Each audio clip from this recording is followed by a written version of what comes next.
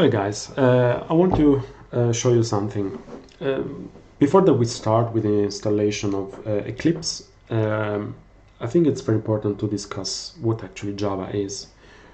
I was a little bit confused when I started with Java because I didn't understand, okay, what actually is the Java development kit, what is the Java virtual machine, what is the Java runtime environment, and which should I install?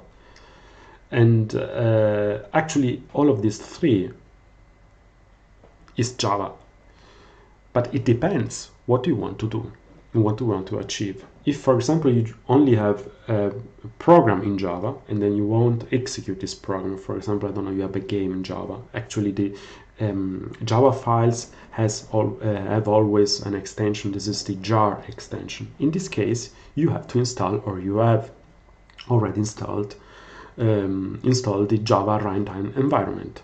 With the Java runtime environment, you can just execute the files and then play the game or execute the file, the program.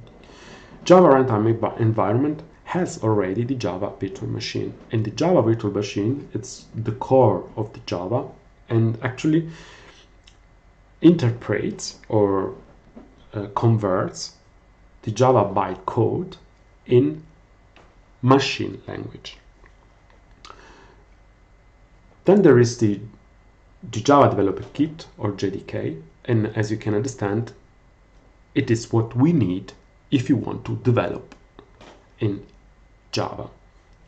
And the JDK, or Java Development Kit, already has the Java virtual machine and the Java runtime environment. So we don't need to install, I don't know, the Java runtime environment if we already have the JDK in our computer.